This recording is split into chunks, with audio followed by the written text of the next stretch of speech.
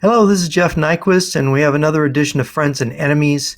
Today we're going to discuss the leaders in Russia that you don't hear about. What is their background, their thinking? What do we know about them? Everybody talks about Putin and Medvedev, and I remember back on the Schuster Live back in 2011 in December.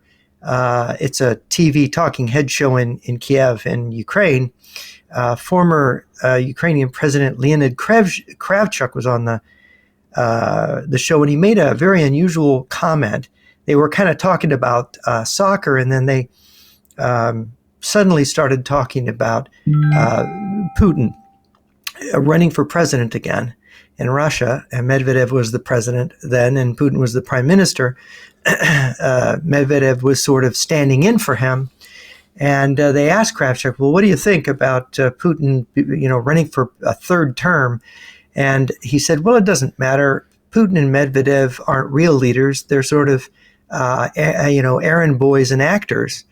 He didn't really use the word actor, but it amounted to saying the same thing. He said, the real rulers of Russia are people who are not in the public limelight, people whose names are not familiar to others.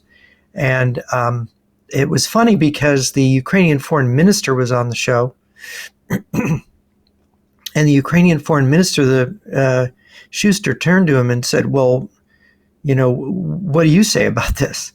And he said, well, it doesn't really matter because, Putin is the prime minister and Medvedev is the president, and we have to deal with them anyway, so it's all the same. But he didn't contradict Kravchuk. Kravchuk had been the last president of the Soviet Republic of Ukraine and the first president of independent Ukraine. So he had been in the Communist Party, and he knew the system. It was a very fascinating remark that he made. And I have always wondered about it, thought about it, and of course, there's things about Putin we don't know. Before I introduce my co-host, here with me is Alex Benesch in Germany. I'm in the United States. And Alex, I am in contact with a Russian who has evidence that Putin's whole biography is fake, and that his real father was some kind of military or KGB officer at a very high level, so that even the real name of Putin is not known, if that's even possible. I mean, he's saying, well, this could be, I got a note from him this morning or the other day, and he said, we don't, he said, I have some certain paranoia, but from 38 years of living in the former Soviet Union and Russia, I have developed these instincts. So I'm going to get more information from him. But I saw a picture he shared of a guy he says is Putin's father, and this is a family likeness like I've never seen before in any picture. And so I'm very curious. But the extent to which this is opaque, that we can even trust the biographies of a lot of these figures, is a cautionary note before we go into this. So Alex, who did you want to talk about first in this regime? There's so many of them. I mean, actually, we should actually do a top 100 list, but with the disclaimer that this is what we can sort of tell and see from the outside in various different ways of looking in, and it is from the outside. But as you just said, every single character is a kind of a mystery. Every single background is kind of a mystery, and this is a big thing that's not exclusive to Russia. I mean, you look at German heads of state. I mean, I think the most recent example of a mystery head of state for Germany, I think that was Angela Merkel. I mean, she grew up in the communist part of Germany. We know that, but there's so much that we don't know about her father, why he moved the family to the east when everybody else was kind of running in the other direction. Her real childhood, and so many other things that we just do not really know. And historians have looked into her, and they've discovered that she always tells the same few anecdotes, and everybody else who's close to her was close to her. They either don't know that much, or they are very, very quiet. And this was fairly recent. This was just a few years ago. We have a head of state, and nobody really knew her. And she had persons around her that were also very, very mysterious. In the chancellery. And we talked about different characters on this show, and we talked about Adolf Hitler's background and how mysterious that is, even though historians claim they've mapped it all out and they know everything and they know all his movements. But the fact of the matter is, there's so much that we don't know. And nowadays, when we're dealing with the Russian threat, and Russia has worked hard to buy supporters and ensnare supporters and create this impression that they're going to save the conservatives from the left, the world conspiracy, whatever. There's so much that we don't know about these Russians. And Putin was obfuscating so hard, and he was insinuating things. I mean, he played the part of somebody who may have had aristocratic roots. That's been something he played up for a while. For what purpose, we don't know. He can take on any role whatsoever. I mean, if it suits him, he can play the old KGB guy again. He can, he can be who he truly is and play that up. But for an intermediate phase, he can play a different character. And there's so many of these guys, and people out there in the West, they will listen to many hours of programs glorifying the Russians and making excuses. And people out there, they feel like they understand the world, they have hope, they feel smart and superior, but you ask them to name and describe other leading figures in Russia besides Putin, Medvedev, and Minister of Foreign Affairs Sergei Lavrov, you get an awkward silence. I mean, you ask, who's the current Minister of Defense? No idea. Who runs the central bank? Who runs the intel agencies? And what background do they have? It's not all about trivia and who knows more names, but people are really taking risks supporting the Russian regime while knowing almost nothing really about it. And that's why personality cults exist. It's easier to remember one iconic figure. Have Putin's face plastered all over the television screens and the internet. And he's the guy, and he was the guy in a submarine, and he was the guy riding a horse without a shirt on. And he's always in the middle of everything. But there's so many people around him, and every one of them is kind of a mystery. So where to start? I mean, wow. How about? Well, before you start, I'm just going to interject one thing. The official about how difficult this is, because the official widely accepted biography of Vladimir Putin states that he's born on October 7th, 1952, in Leningrad, now St. Petersburg, to parents Vladimir Spiridonovich Putin and Maria Ivanova Putin. And this narrative, however, has been the subject of various claims and conspiracy theories that suggest his background has been fabricated and his real identity is unknown. These claims that his name is a legend, that his real name is not known, stem from two things or two areas of information. His time as a KGB officer that involves discrepancies in his public appearance and biography. And of course, there's the body doubles theory, which I don't really adhere to. But there's alternate biographical narratives. Now, Colonel Stanislav Lunev, who I knew of him, didn't know him personally. I think maybe he had met him. He told me he was a true believing communist ideologue when I first mentioned Putin to him. And I was kind of surprised. But of course, Putin's from Leningrad. Lunev was from Leningrad or St. Petersburg. But the secretive nature of Putin's career at the KGB and the subsequent consolidation of his power in Russia have made it difficult for journalists to verify the details of his official biography, and there's a lack of transparency. So the official narrative, I think it was called First Person in English, the book that came out when he was running for president And everybody was kind of surprised. Boris Yeltsin made this surprise announcement, remember, at the end of 1999, saying, I'm stepping down as president. And of course, Putin was prime minister, so he was coming in. And they just sort of put up this thing about him. So, and now he's divorced from the wife he had before. He has 2 daughters with her, supposedly. Well, the kids are a mystery too. Yeah, well, let's just talk about that and then go into your biographies, because I want people to understand how really mysterious these people are.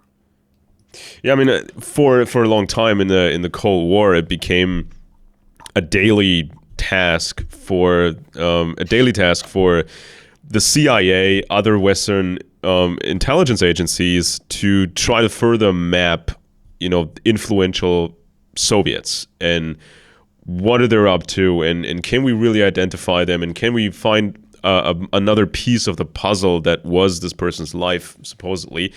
And for a long time, there was a big chase, a big hunt to maybe get a photo, of even a guy like the Stasi, the head of the Stasi, for a long time. There was can you get a photo of this person? Can you get some background info on this person?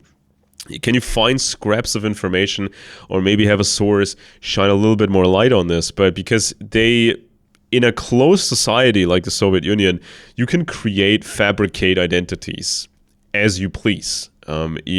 People were not even allowed to travel really in the Soviet Union without all these restrictions in place and special permissions. So you couldn't just travel around and meet everybody and figure out who's who and write a diary and Yeah, you had to have an internal passport to move around, or you were taking a risk.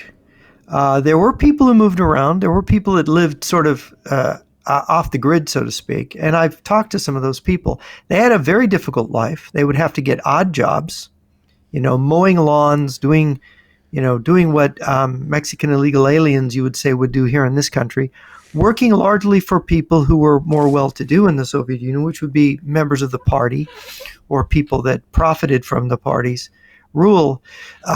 Most everybody else was just miserably poor. So, yeah. And we talked about, we did talk about in one of the previous episodes, we talked about this modern type trust operation that the Soviets did right at the formal end of the Soviet Union, when Vladimir Putin and some others, they tried to create the impression that there was this underground movement, or there had been an underground movement, for a significant underground movement for quite some time in the Soviet Union, a conservative underground movement, Christian underground movement. Or a liberal. They would use and they played this up. And they played this up, and then Putin, when he was, I think, according to how I see the timeline, when Putin was with the KGB, fairly young, he visited a princess, a princess that lived in Germany, originally from a Russian family that fled the communists, when all that went down. And so it created this impression that the old Russia was still alive. And this is why you have to be so careful with any bit of information or any insinuation, when Putin started to talk like an aristocrat, and he made these statements in at multiple occasions, even with the Tucker Carlson interview, talking about the 1,000-year history of the Russian Empire and all the, Catherine the Great and Peter the Great, and just creating this impression that maybe there's still some old Rurikets around in Russia, some of the old, very old original aristocracy of Russia. Maybe there's some of those still around. And it's always about what the target audience wants to hear. There's propaganda for the Western masses, and then there's propaganda for more elite Westerners. And propaganda for the Russian people. If you watch Russian TV shows, by the way, they did a number of TV shows on Russian television, and they're really good. They're worth watching, on Russian history and showing the life of the czars. They had a great series about the lower class guy that became the czar. He was just a servant of the Tsars. He started out as a servant of Ivan the Terrible, and his name eludes me now. Boris Godunov, right? Fantastic series, and another series with some of the same actors doing an earlier Tsar before Ivan the Terrible. And they're really well made, and they're good drama, and they tell a historical story, but they're not. They paint Ivan the Terrible as not so terrible, right? I mean, terrible, but he's cunning. His cunning is brilliant, and he's really helping Russia. And Boris Godunov is this tortured figure it's a very good proletariat thing, because here's a guy from the proletariat, from the lowest classes, becoming the Tsar. Yeah. And it's very interesting they picked that. And of course, they put a lot of Orthodox Christianity into there, but it's not, and they make it inspiring. And it's really something to watch. Yeah. But you can see it's very sophisticated propaganda this whole mysteriousness of Russia and not really being able to tell exactly who is who. I mean, that was a big factor, I think, when the big factor in the Russian Civil War, the so-called whites against the reds. Now, the Brits and the British and the Americans, they try to find some of the whites that they could work with, and try to figure them out. And they were surprised to find these weird characters. There was this one character, I think his name was Semyonov, and he presented himself. Savinkin was another white that they worked with. Savinkin. Yeah, I mean Kolchak. Kolchak was weird. Kolchak was the admiral that commanded the forces in Siberia at the beginning of the Civil War. And this when the Anglos talked to this Semyonov guy, he was presenting himself as this super anti-communist guy, and he was very very willing to get help from the Anglos. But then the Americans figured out, or American intelligence figured out, that he was a psycho. I mean, he had vast numbers of people executed. He was just incredibly brutal. And they also he was half Mongol. He was half Mongol, and he had this dream of resurrecting also some sort of a puppet Mongol empire. Weird enough. And then the British figured out that he was figured out that he was under control of Japanese intelligence. And the Japanese, they had some serious, Japanese at the time, they had some serious numbers of Japanese troops in the Siberia region. And so the Anglos were freaking out. They were thinking, who are these people? I mean, some half Mongol guy who does deals with the Japanese, talks about resurrecting a Mongol empire. I mean, this is going to cause, he could cause so much headache for us. We don't want to work with this guy. And then there was some other guy, also, he had like a more German sounding name, and he was had a Baltic German background. He was a psychopath. He liked to, even as a child, they figured out he liked to torture animals as a child. Yeah, in fact, this is how the Soviets got control of Mongolia. He invaded Mongolia and took it over from a large Chinese garrison. He forced them to surrender. China had controlled Mongolia for centuries before that.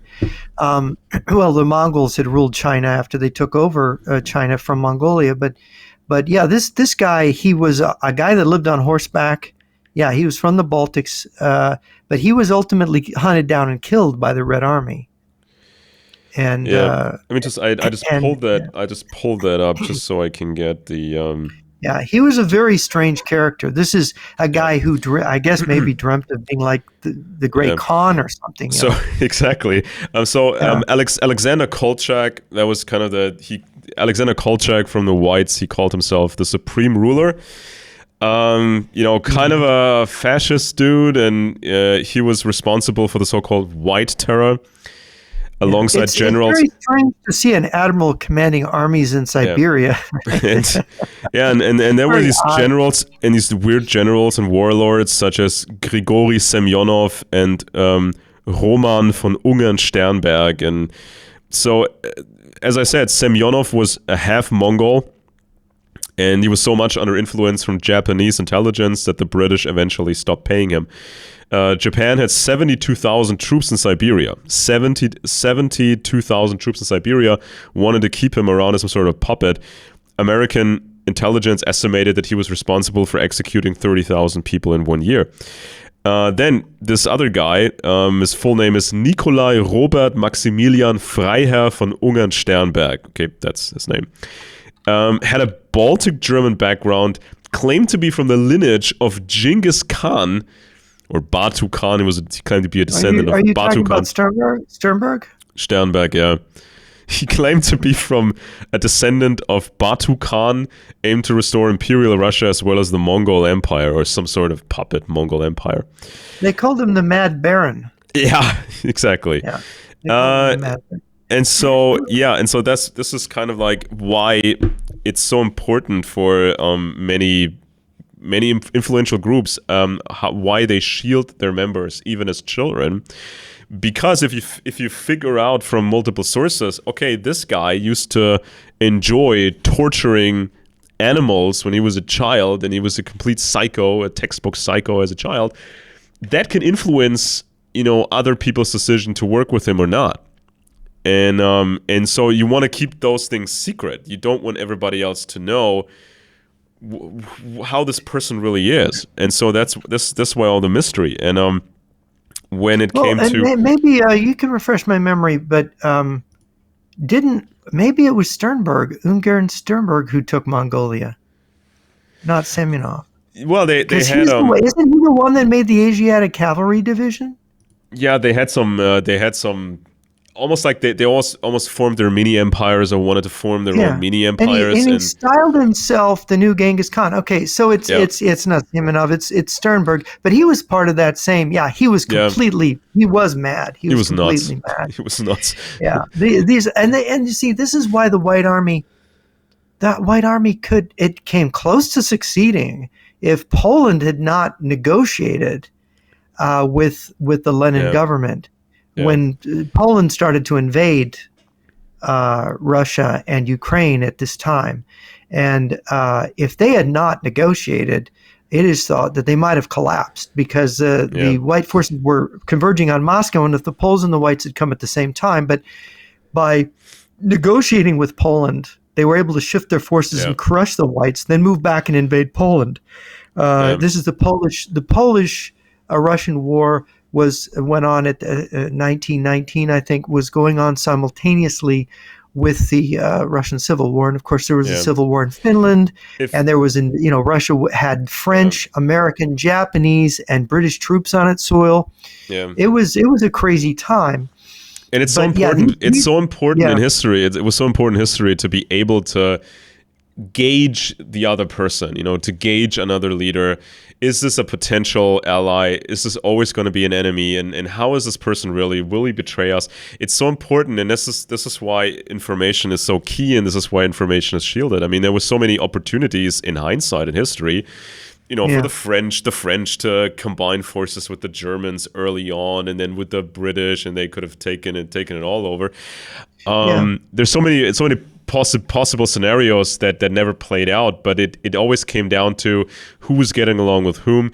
And when the Nazis came around, they were being scrutinized. Of course, the Nazis were being scrutinized by the British, because they started. The British they always wanted to be informed about German politics. So as soon as in the early 1920s.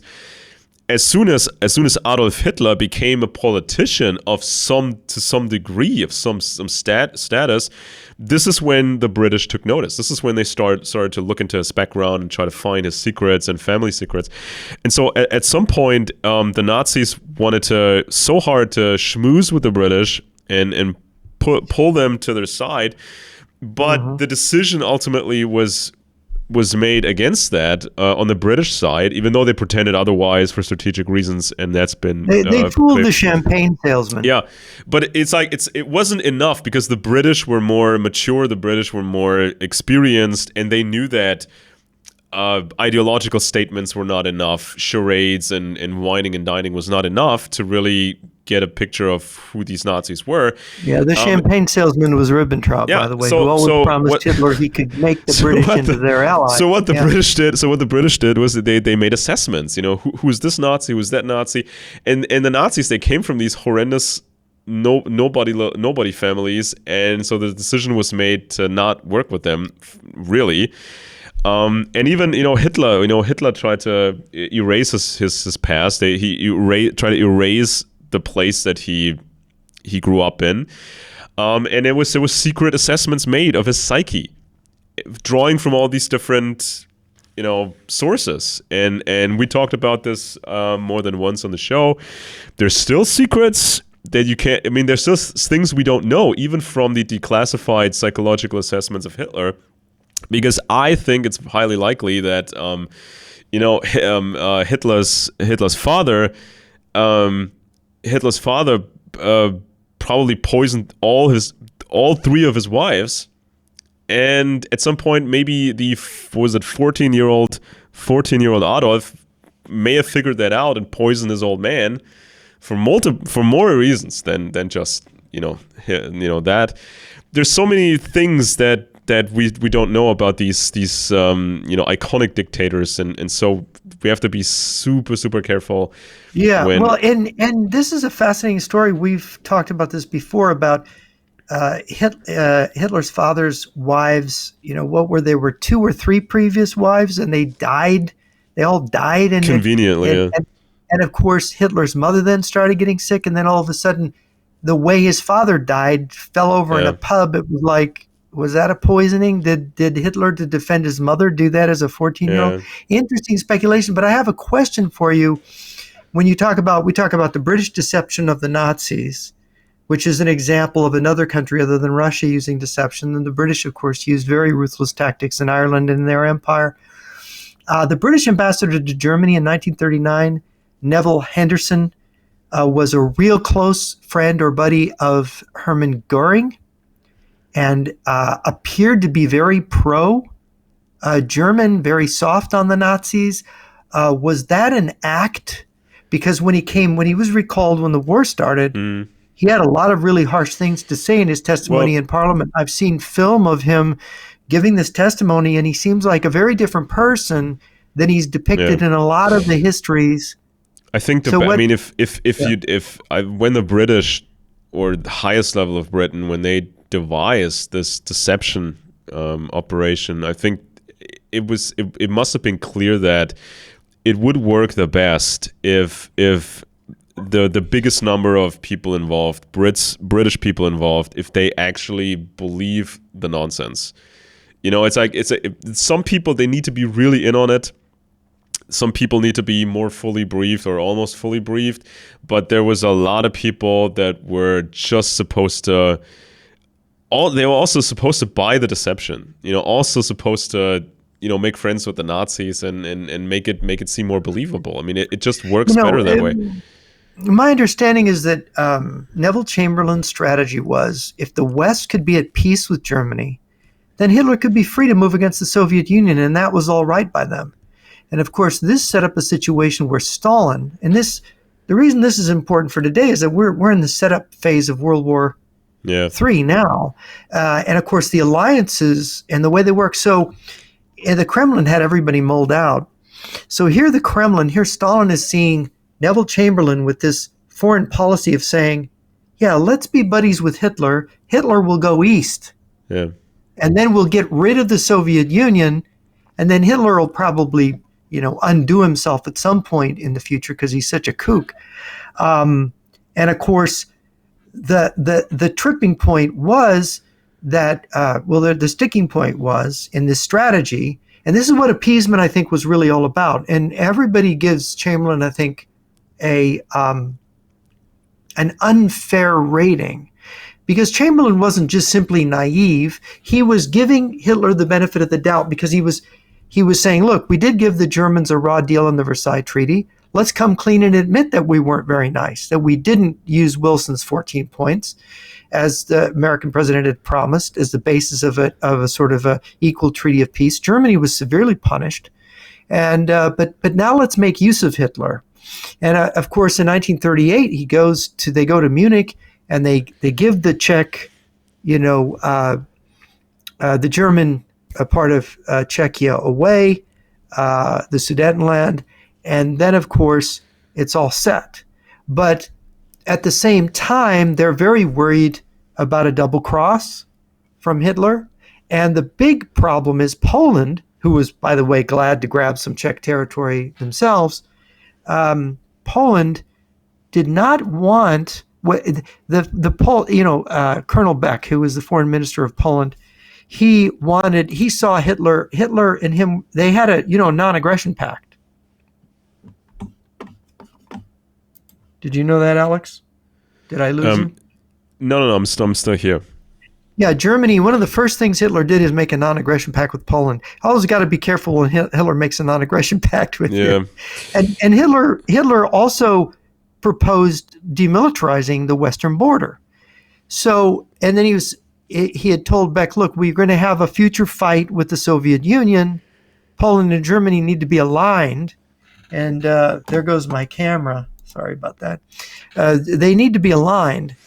And so when the corridor crisis started in 1939, Beck didn't believe that Hitler was serious in pushing the war with Poland, because he said every Polish soldier needed to save a German soldier's life. They really didn't understand. But you see, Poland didn't want to be the junior partner of Germany going into the Soviet Union. They were afraid they'd be exploited by Hitler. They had a pretty good idea of Hitler's nature.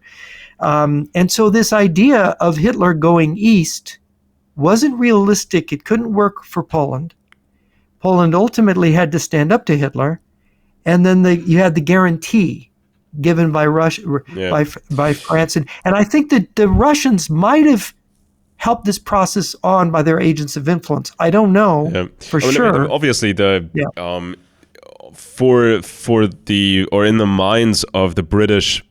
In the minds of the British politicians, I mean, there was always this hope, I guess, that these new guys, the Nazi leadership, the weirdos, that had no real background and they were not really professionals. That these Nazi guys they would slowly lose grip, and then you would see the older aristocrats gain back power in Germany, and of course those were the houses of Hessen, the Schleswig-Holstein, and the Prussian Hohenzollerns. They had family relations, of course. All of them had significant family relations with their British counterparts. So I think there was always that hope. Maybe we can make it work. Maybe we can grow together and not bash each other's heads in and get some sort of there. Alex, was that influence is a two-way street. Who is really influencing who?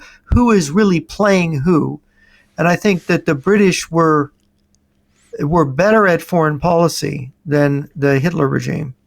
Yeah. Ultimately, I mean, Ribbentrop's only real triumph, really great. It was a great triumph. Was getting resolving the dispute between Hungary and Romania. I have no idea how he did it, which made both countries ultimately allies of Germany. Well, I think the sphere of the Soviet Union did that also. But these are two countries that hate each other, the Hungarians and the Romanians.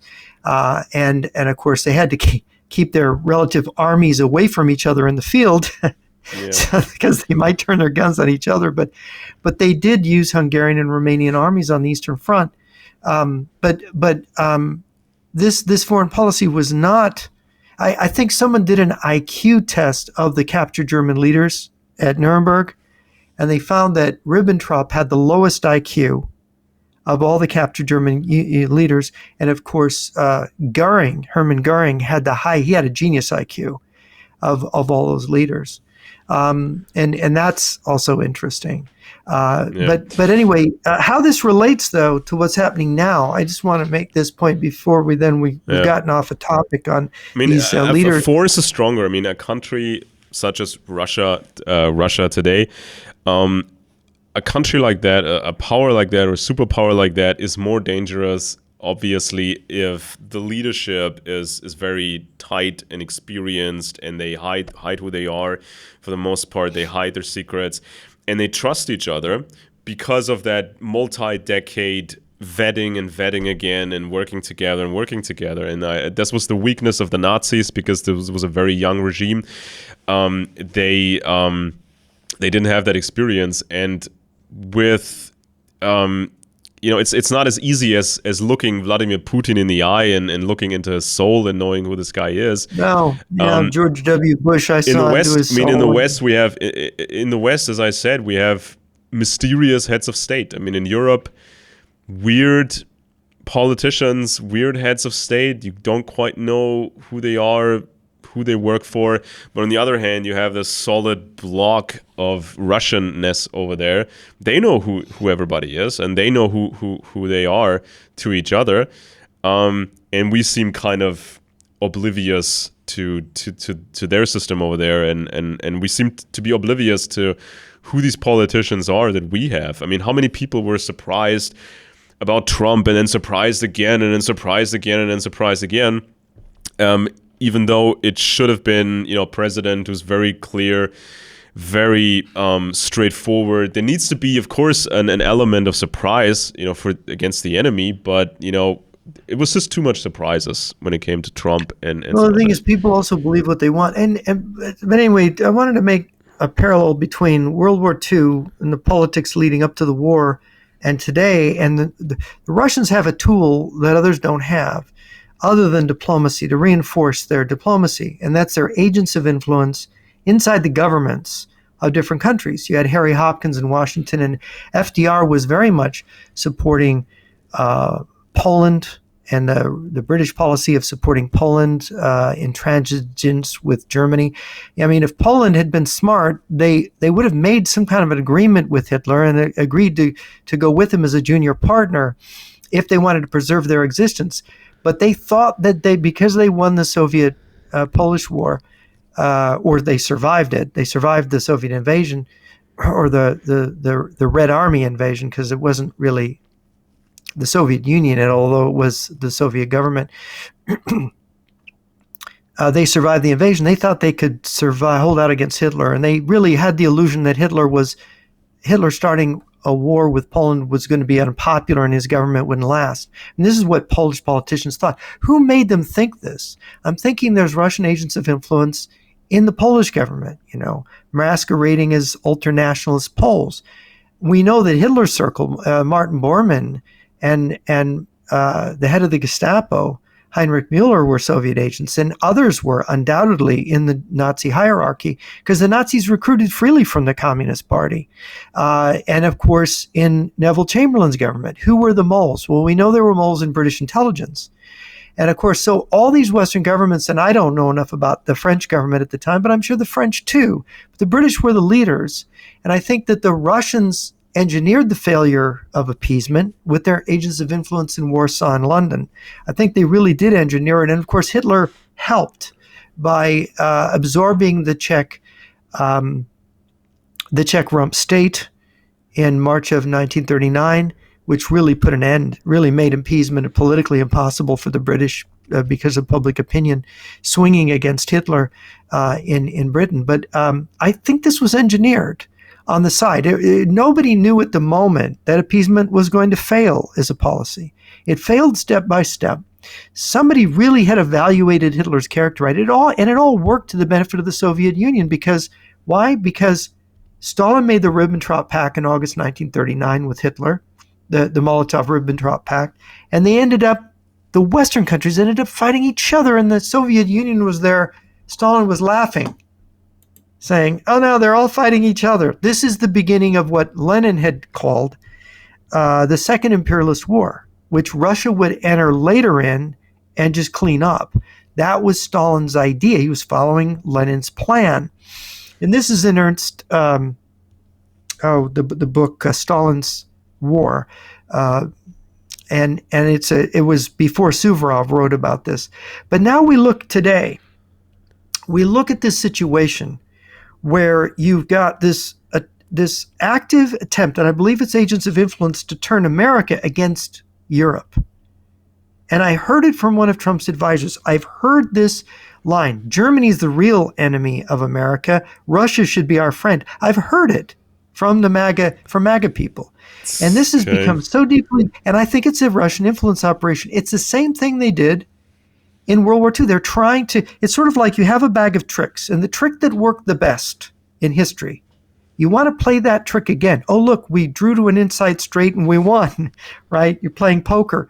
We're going to do it again because we're cheating and we're dealing from the bottom of the deck here.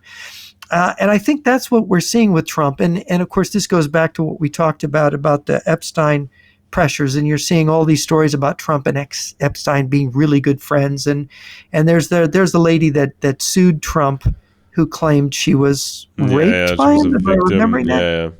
Yeah, and I don't know if you think that's credible or not.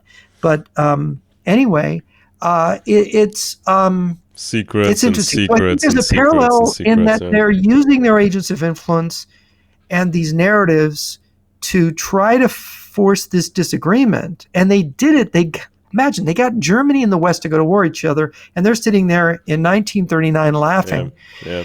And they're trying to get NATO broken up the same way again now. I mean, as fairly open societies in the West, we are easier targets. We can be spied on by the Russians, and they can make profiles of us, and then they can plan their operations. And they got better. agents that infiltrate right up to our government. But we can't even tell who's real over there or not. Who's actually really whom in Russia. I mean, there's so many of these figures. I mean, let me just start with this one. Yeah. Go ahead. Here we have Minister of Defense since May 2024, Andrei Belousov. Could be the next dictator, but there's other candidates too. He's very certainly shadowy. in the running. Nobody ever writes about him. Yeah, I mean, as of now, because nobody's really paying that much attention, especially not the Putin cultists in the West, because they're all about Putin as long as he's in that position, and then there's somebody else, and then they immediately overnight will switch to somebody else. So Andrei Belousov, as we are told, and cannot really be certain of that, he's supposedly born in Moscow on March 17th, 1959. His father was supposedly an economist who worked in the State Planning Committee. Now, that's, of course, the Communist State Planning Committee. Now, according to that plan, right? Yeah, according to that info, they have the same job, or they had the same jobs. They had the same, they worked in the same field. And it's this continuation. So it's multi-generational vetting, right? So his father worked in this. He was vetted multiple times, rose up the ranks. And then the son also goes to these universities and then has an even bigger job. I mean, he surpassed his father.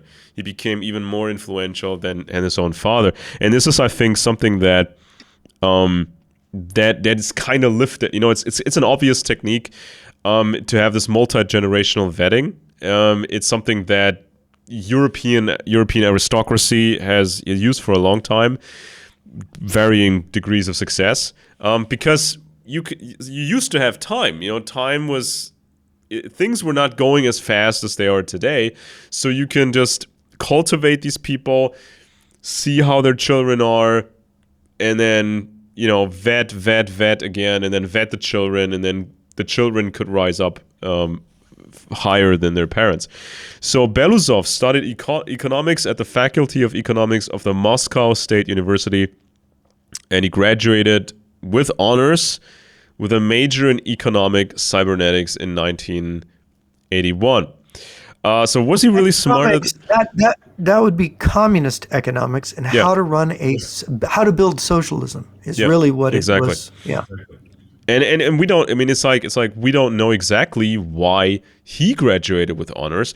I mean, we can assume he was smarter than his peers, or he was just better at it than his peers, or we can assume that he worked harder than his peers, or maybe he just spied on his peers more, or he was just more of a psychological fit, and his father had that status before him. So maybe that's the ultimate factor why he became so successful with his degree. There's so many things we don't really know. So from in the modern era, from 2008 2012, he was director of the finances and economic department in the Russian Prime Minister's office, and in 2012 he was appointed Minister of Economic Development to the cabinet led by Prime Minister Dmitry Medvedev, and then he became Putin's presidential aide in economic affairs. So a guy who was trained in communist economics became Putin's man for economic affairs. Now, and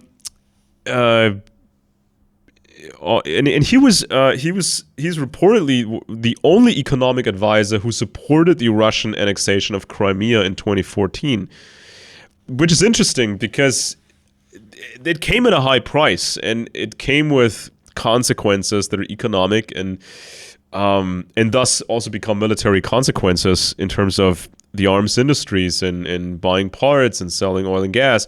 It's like, I mean, was he studying more than just communist economics? Was he also in the security field? Was he more integrated in his studies than than what we can read? It just tells us. Was there more to it?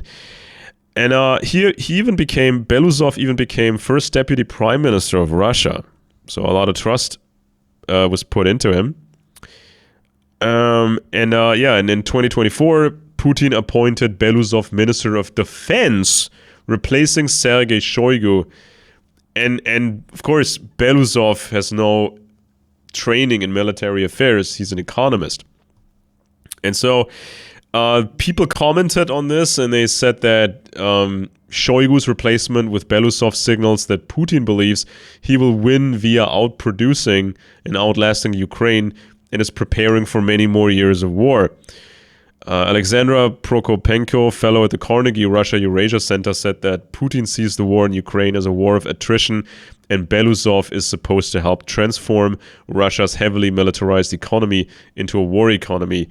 Now military spending accounts for about 30% of Russia's budget.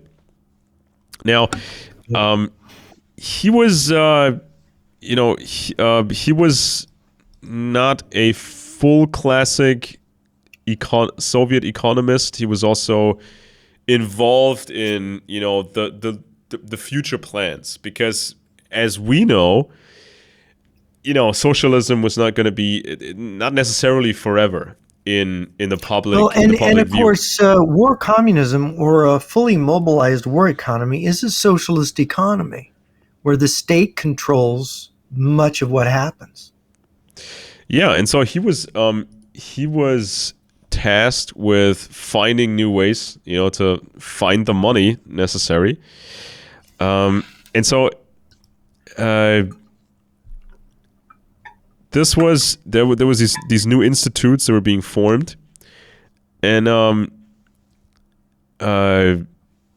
it says here the first one of the Belousov family to enter economics, as far as we know, was Andrei's father, Rem. His arrival at this particular institute coincided with a moment of uncertainty in Soviet economic policy. By the mid-1960s, it was obvious that Khrushchev's promises of catching up and overtaking the West weren't coming true. It was clear to the institute and other experts and policymakers that overinvestment into producer goods and the military-industrial sector was causing growth to slow down. Yeah, let me interject here about Alec Nove wrote the book, The History of the Economic History of the USSR, and he points out you got light industry, which is making consumer goods, and you have heavy industry, which feeds military industry in the Soviet Union, and they really didn't want to put anything into light industry. They'd make shoes for people, but I'm exaggerating, but they'd all be the right foot. They'd forget to make that there needs to be a right and left foot, right? They make these kind of mistakes because the people and the resources put into it is just not much thought. And of course, it was really bad for the Russian consumer. And the other thing they did is, how did the Soviet Union then how are they able to do more than 30%? I think under the Soviet Union, defense spending was more than 30% of what they did, because the biggest part of their industry was dedicated to defense and heavy industry that fed defense. They did this by inflation. So about every decade, they'd have a ruble collapse. Then they'd have a new ruble. And then that would collapse. And in fact, that happened again in 1998. After the fall of the Soviet Union, they had a ruble collapse. So they have this happening all the time. The longest period, by the way, of not collapsing their currency has been since 98. And now they're in the business of collapsing it again, going into the same thing. But what they do is they're basically robbing their own and pauperizing their own people, which is ironic because Karl Marx said that's how capitalism works. Yeah. Everybody robs everybody. They're military. So the irony is, as Joseph Schumpeter said, is that all the supposed fascist characteristics the communists lay at the door of capitalism are basically belong to the communist system, which is not a communist. It's, because they have to build socialism first, which is fascist. And also, I mean, when Belousov became a big thing, in the 2000s over in Russia, I mean, this was already the time when China was China. I mean, it's not exactly clear when China became a superpower, but also if you have Belousov's job or had his job at the time, you also had to integrate with the Chinese, and you also had to have a future plan of how to create this war economy and sustain this war economy and be prepared for backlash, be prepared for sanctions, and have like a global system of support, kind of like what the British once had with their colonies and the bond market, but just in a new, very screwed up way. So you have people to squeeze, you have resources you can squeeze, and you can sell things. You have customers that you can almost force to buy your products and not somebody else's products. So it's integrated, and this is why this character Belousov, this is why he's so secretive and so interesting. Andrei Belousov, he's more than an economist. That's just a bean counter now for the military, looking at numbers and production and whatnot. So, but he was trained to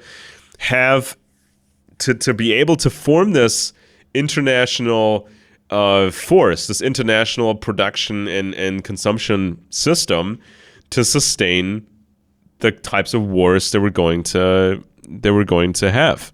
So it overlaps with security, and it overlaps with obviously secret intelligence. So it's more than meets the eye.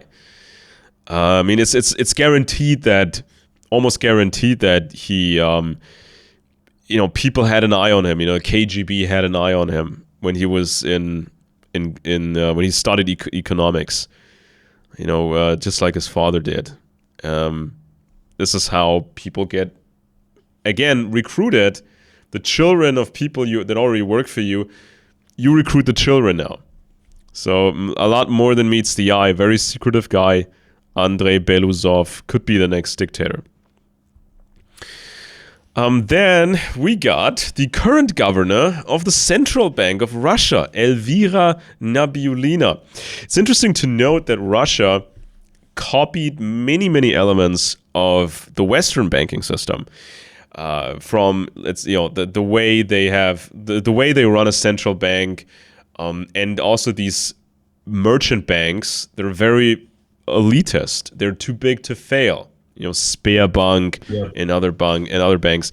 So it's not like what people say on the internet. That only the West is plagued by these the satanic central banks and the private banks. Well, it's actually the Soviet Union pioneered this kind of system. Yeah. They created this. It's Marxism. The state controls the money. Capitalism. Yeah. Well, it's the Soviet economy has been. It wasn't really communist. The Stalin command economy was a myth. It didn't really work. So they had mercantilism. It was effectively a mercantilist type of capitalism. state capitalism, where the state, in mercantilism, the king would give licenses to people and say, you can operate this business under the king, and then you pay these taxes, or you owe this to the king. And so it was a controlled, a kind of method of control. And it breaks down into a kind of, I guess you could say, almost feudal. You have these relationships with the ruler in order to operate. And this is what the oligarchs in Russia are. They've signed contracts with the KGB and the Communist Party, Soviet Union underground. Well, a lot of them emerged when the Soviet Union, before it fell. That's when a lot of them were created. And of course, this is why Putin gets them all in a room and tells them what to do. The US president doesn't meet with all the billionaires in America and tell them what to do. That can't happen.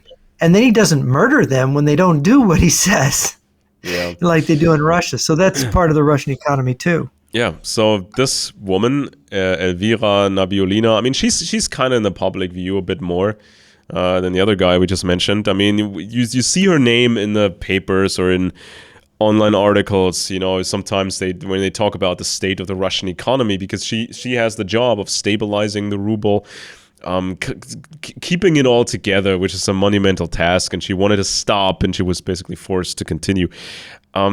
It says her father was a driver and her mother was a factory manager. If that is true, I can't tell at this point if that is actually true. She graduated from school number 31 of UFA, followed by the Moscow State University Faculty of Economics in 1986, so still Soviet era. Graduated in the Soviet era. Not afterwards. She wasn't a child. She wasn't a little kiddo. At the height of the Cold War. She graduated in 1986, and then in the 90s she worked for, was still called the USSR Science and Industry Union, and then the successor organization, the Russian Union of Industrialists and Entrepreneurs. It's interesting how they just rename it into something that sounds capitalist. Union of Industrialists and Entrepreneurs. Sounds very different, but nothing really changed. And then she moved to the Ministry for Economic Development and Trade and had this rocket career. She spent 2 years with Sberbank as chief executive. And if you look at these, big banks or big merchant banks, the so-called private banks, it's all the same group that runs everything. So if anybody thinks out there that, the Russians can tell us how to do it, the Russians can tell us how to, have a fair and level and nice banking system, I mean, you're out of your mind. I mean, this is just horrendous what they do over there. And it's massively corrupt, is what you're saying. As all of these systems, when you have, people think, one of the tricks they use is billionaires are bad, right? Because they only could have become billionaires by stealing from people. Well, there's that, but it's not really true. In the West, billionaires, look at what Bill Gates did, Microsoft, computers. Look at what Steve Jobs did. These people did make a tremendous contribution. And of course, but when you have the state involved, do you have more corruption when you have the market, the checks and balances of the market, where a billionaire in the West can't basically use troops or the secret police to kill people? But in the East, the state, which controls, ultimately can shut down any business, can murder any businessman. How much more corruption can you have under those circumstances? I mean, the idea that you can't trust the capitalist system, I mean, can you trust a state that controls the economic system? No, this is even worse. The people, because the state has guns. That's really dangerous. I mean, a billionaire, Steve Jobs, is going to come up to your house and take it away from you at gunpoint. It's not going to happen. Yeah. There's injustices in the capitalist system, but the injustices in the socialist system with state control of the economy are much worse. And we've seen it. China, Russia, the Eastern Bloc. And all of it seems like a cheap, weird knockoff. It's almost like a pirated Western product. They copy things, but it's not the same. Because Nabiulina's life, it seems like like it sounds on paper like the life of a it sounds like the life of a Western person who becomes head of a Western central bank, elite Right. They make university. it sound that way, Yeah, don't they? elite university, meeting the right people, then spends a few years at a big private, so-called private bank. First positions in government, and then finally, runs a central bank. And it's just in the middle of the bloodline, the blood flow of this Russian empire, the money. She was supposed to manage the ruble exchange rate. During Russia's military operation in Ukraine, facilitating growth for that economy, avoid a recession. And in 2022, it was reported that she had attempted to resign her position only to be ordered to stay in post by Putin. Interesting. And in the late 80s, while studying at the Graduate School of Moscow State University, Nabiulina married a lecturer there, Yaroslav Kuzminov. And it's like, really? I mean, you marry one of the professors there, and it's like, and so this is kind of, What did her husband teach, by the way? Did he teach law? No, I think he. Hang on a second. Let me just check real quick what he. Because that could be a key to what his position within the state, his other jobs within the state. So yeah, I mean, it's like we know this from so many examples from Russia or from communist China, when they cultivate these new people, the new generation of future officials. It's not a normal no. time at university. It's not like in the West where you become a member of some societies and you have this excessive drinking and you rub shoulders and you're in sports clubs with these other people. Right. An economics degree in the Soviet Union is an advanced degree in Marxism, Leninism, and a legal degree, which was what Putin studied, law. To be a lawyer or a legal degree, you have a relationship. You may not be KGB, but you have a relationship with the KGB, because the KGB, with its million domestic officers, as it always worked hand in glove with the lawyers of the country, and the judges were under party discipline, so they didn't make decisions. There was no independent judiciary. So people have to understand this system, this legal system, and this police system did not really change. The policy at the top was, we're making it look like we're becoming a democracy, or that we're liberalizing, or we're capitalist. But the reality was that loosening was on orders. Yeah. As people like Anna Politkovskaya animated, and of course Yevgenia Albat said, the KGB's, however counterintuitive it is, the KGB was behind the liberalization in the Soviet Union. And I mean, it's like when you go to a university like that in the 80s, the height of the Cold War, and you graduate with honors and you have all this future, it's not a normal time at a university. It's not like in the West. They will test you. They will oftentimes force you to spy on the other students. They will devise these missions that you have to do, where they have their assets at that university. The KGB, they have assets at the university, and they play the traitors, or they play people who are not that loyal, and they look at whom of these other young kids is going to notice that one particular person, and who's going to report him, who's going to betray him to the authorities. And there's so many tests that you have to pass. Gain somebody's trust, betray that person's trust. They have to believe in you. They have to choose you. They have to run all these tests on you to vet you. So they will give you this future. So you will actually stick to that program and not deviate from that. So again, she was rubbing shoulders with these Soviet planners with their long-time plans. This is just what it is.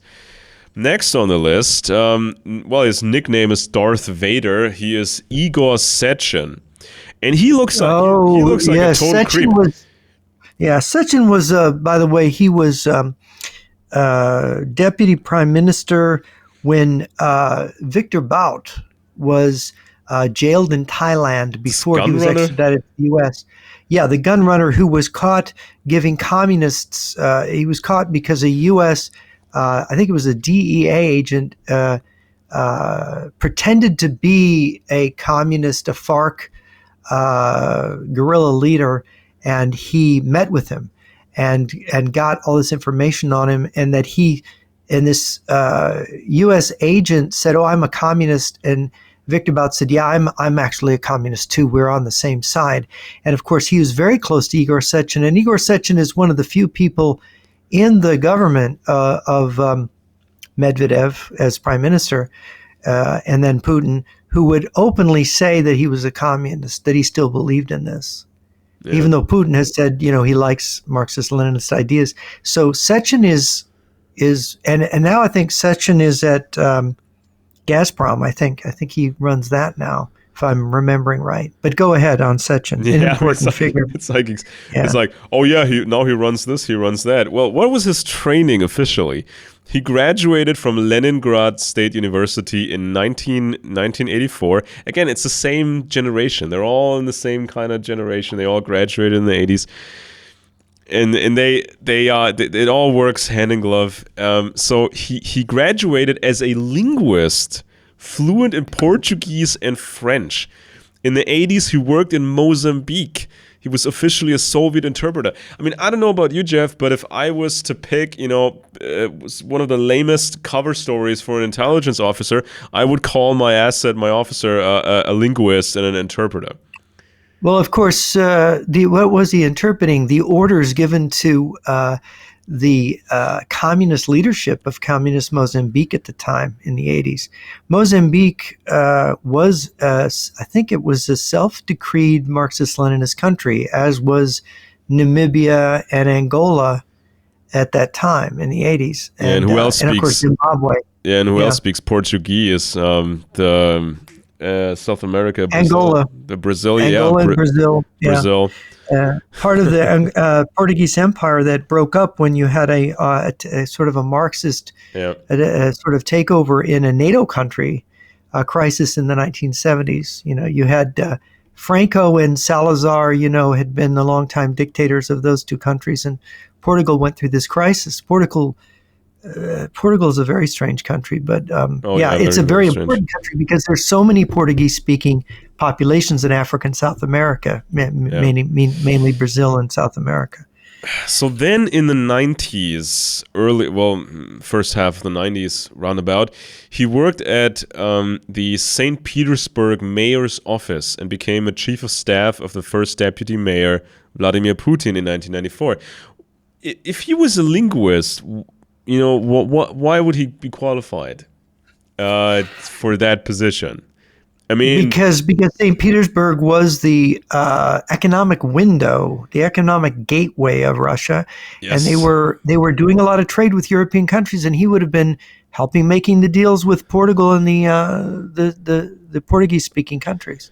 Yeah. So then Sechin served as a deputy of Vladimir Putin, who worked in the presidential property management department.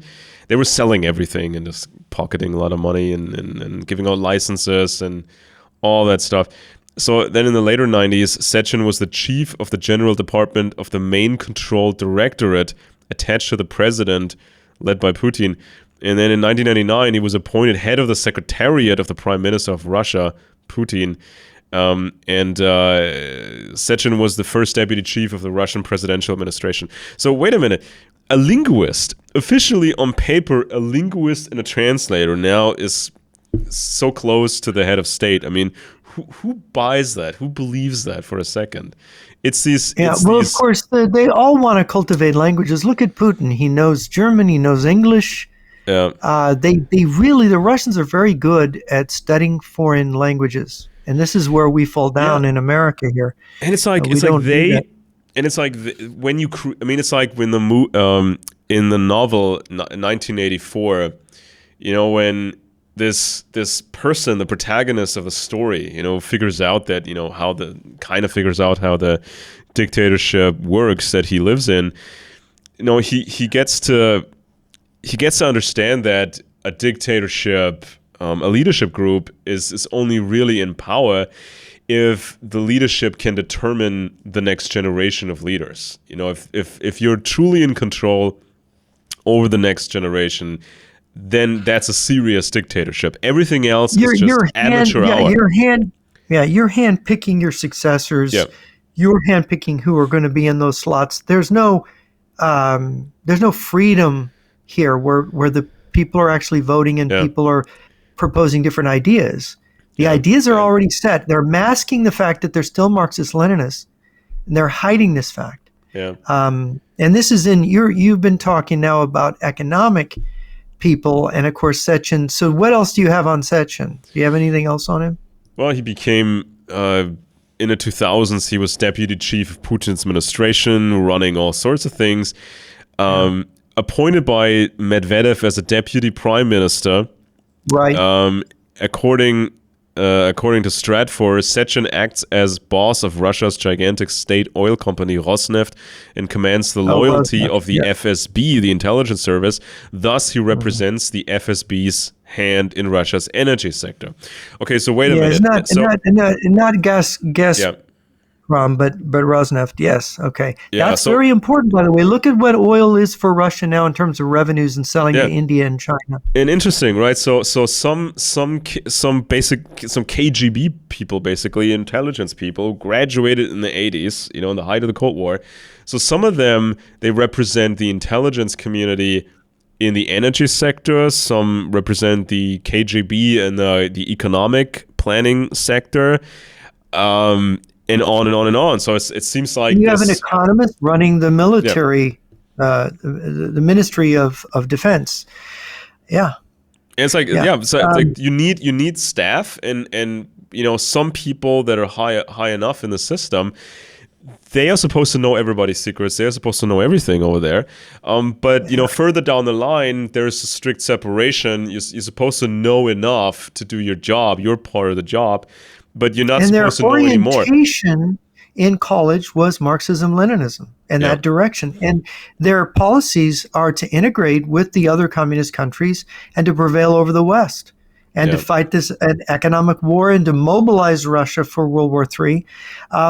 So I want to go next because we're talking about this mobilization and these economists being brought in to do the mobilization, like the Ministry of the Defense Minister, and like these characters that are running everything, being KGB connected and connected to the Soviet system. I want to talk about the head of the Russian Strategic Rocket Forces. This is Colonel General Sergei Viktorovich Karakayev.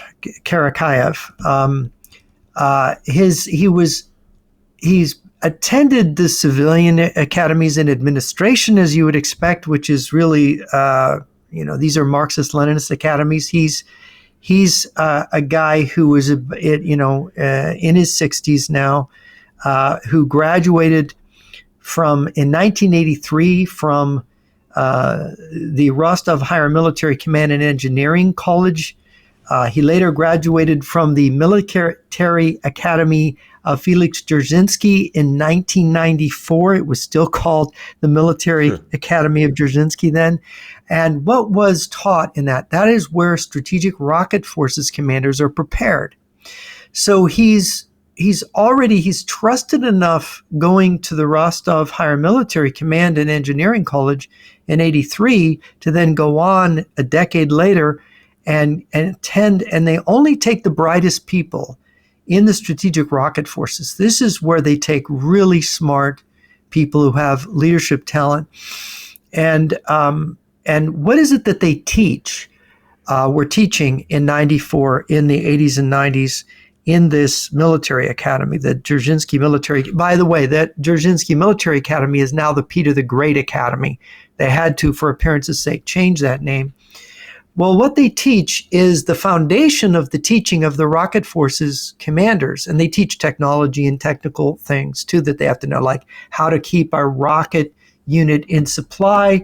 The basis is Marshal Vity Sokolovsky's book, Soviet Military Strategy, which came out in the 1960s, and there were some revisions But it basically, the theory of this, which is the foundation of everything, is conventional nuclear war. Not just a nuclear war, not just a nuclear exchange, but the use of massive numbers of ground troops and ground forces and fleets in combination with nuclear weapons to occupy the ground, destroy the navies, and take over in a nuclear war, and then to rebuild rapidly and to sort through the rubble and to make slaves out of the occupied countries. That's not really in Sokolovsky, but it's implied and in other writings that the Russians military had. So this grand strategy of conventional nuclear war, it states that the decisive weapon of World War III will be the strategic rocket, the high-powered, accurate nuclear blast that destroys a base, destroys command and control bunkers, destroys fleets, destroys army logistics, destroys the enemy's nuclear forces with a massive surprise, preemptive strike, justified by the fact that the capitalists are about to hit us, so we're hitting them first. Because the capitalists are aggressive warmongers, the United States is an imperialist country. We have to defend ourselves. So this is their theory of war. So this guy, Karakayev, he was educated in this, and that is who is the decisive commander of these strategic missile forces of the Russian Federation. And so if they go to full war with NATO and the US, which I think is probably inevitable at this point, unless there's a change of government in Russia, unless there's something so scary that comes out of the secret weapons the West has that they draw back, this is the thing they're going to do. This is why they developed, hypersonic missiles to be launched from their bombers. This is why they developed the SS-27 road mobile ICBM. It's to guarantee that they can win a nuclear war and get through any defenses that we could create. It isn't that they're going to attack the West the way they're attacking Ukraine. And everybody's being misled thinking, the Russian army's weak, they can't win a conventional war. Think again, that's not what they've drilled for. And my friend, the defector, the late Colonel Stanislav Lunev, always emphasized this. We trained for one mission and one mission only in the Soviet and Russian military, world conventional nuclear war. And this is something Western strategists and politicians won't discuss, and they can't wrap their head around. And also, and that kind of a nuclear war that costs money. The delivery systems, the whole production cycle, and all these supplementary things that need to happen for a nuclear war, that costs money. And this is why this is such an integrated system that they've created. It's like we have shady politicians or weird politicians, and we have like these Germany, we have these politicians that used to be, they had any kind of job. Usually they were just lawyers. And it seems so chaotic, and it seems so fuzzy and without purpose. And over there, they have this in Russia, they have this multi-generational vetting, and it's all KGB. They trust each other. They know who everybody is. I mean, there's some lower levels of people that, are not fully in on it, and then they get found out, and then they fall out of a window, or they drink the poison tea. But core group, they really trust each other, and everybody is specialized in a specific field, but they all have to be able to talk to each other and see the bigger picture, to have like a full-blown strategy that's going and to this is part work. of the unity of command that they enjoy, whereas in the West we're debating all the time, and we're electing different politicians, and we're switching back and forth. We're friends with we're talking Trump again. We're friends with Saudi Arabia under Trump's first administration. Then Biden comes in and he insults the Saudi princes and calls them murderers. And then they start to shift towards Russia and China. And then Trump gets back in, and Saudis switch back to the U.S. This is the kind of inconsistency that we have, which is what drives many of our allies crazy. And it's currently making Europe fearful, right?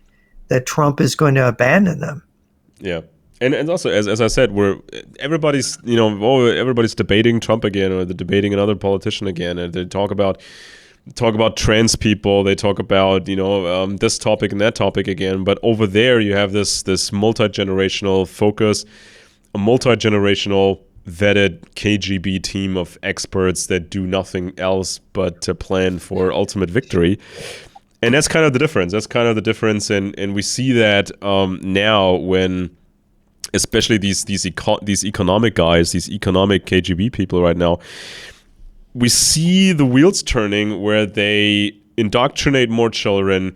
They introduce school children, hundreds of thousands of school children in Russia, introduce them to making drone parts, helping to make parts of cheap drones and indoctrinating them. So they're cultivating this entire country for war in a way that there's no comparison. Nobody else is doing it that way. And and they seem to know what they're doing. So the next guy on that list here is known KGB, Nikolai Patrushev. Supposedly, allegedly born on July 11th, 1951 in Leningrad again, now St. Petersburg, Another Leningrader. Russia. Yep. Exactly. Mm-hmm. So Leningrad, Soviet Union, now St. Petersburg. Patrushev is the son of a Soviet Navy officer who was also a member of the Communist Party of the Soviet Union. But how important was the father really, and how much can we trust the information that we have on that? Well, it's the same. Putin's father, funny thing, was in the Soviet Navy. How funny. What a funny similarity. And who knows what the real... Patrushev has been the head of the FSB, and currently he is organizing shipbuilding, I understand. Right? Yeah, I mean, his thing was, the Leningrad Shipbuilding Institute graduated in the 70s, so a bit older than some of the others that he's now working with. He's 1 year older than Putin. Yeah, worked as an engineer. He's very close to Putin, yeah. Worked as an engineer, shipbuilding design bureau, but soon afterwards he was recruited by the KGB. So not every KGB agent does the same things. It's not like every KGB guy is just doing the same stuff, running operations in foreign lands, recruiting sources and all that. There's so much more to it than meets the eye. So much more than you see in the Hollywood movies or some spy novels. He attended intelligence and security courses at the KGB school in Minsk, later at the higher school of the KGB in Moscow.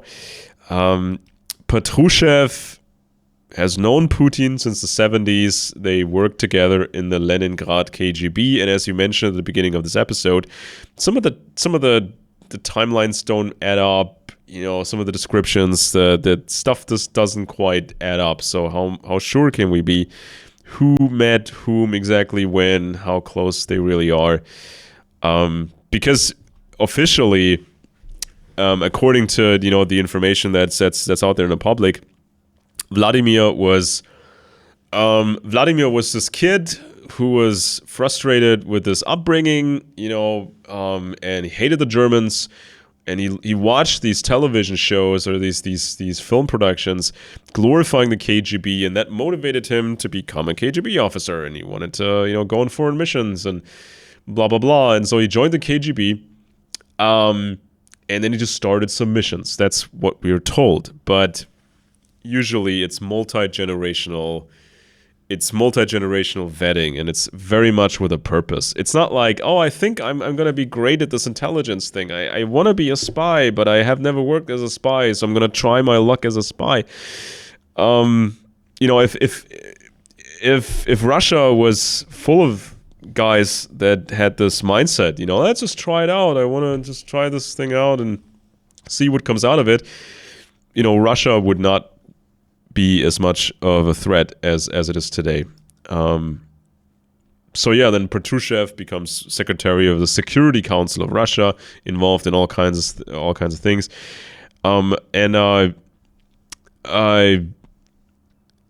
It says here, this is a quote from Catherine Belton, who wrote Putin's People and some other interesting books. Belton says it was Patrushev who's always been the leading ideologue of using capitalism as a tool to undermine the West, to buy off and corrupt officials and so on. And he certainly very much painted the West as a hostile enemy of Russia and something which is kind of debauched and decrepit, and it's time to attack Ukraine in 2022. Which is very Leninist, by the way.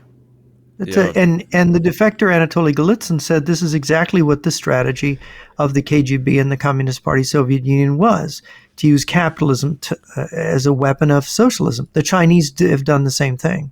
Yeah.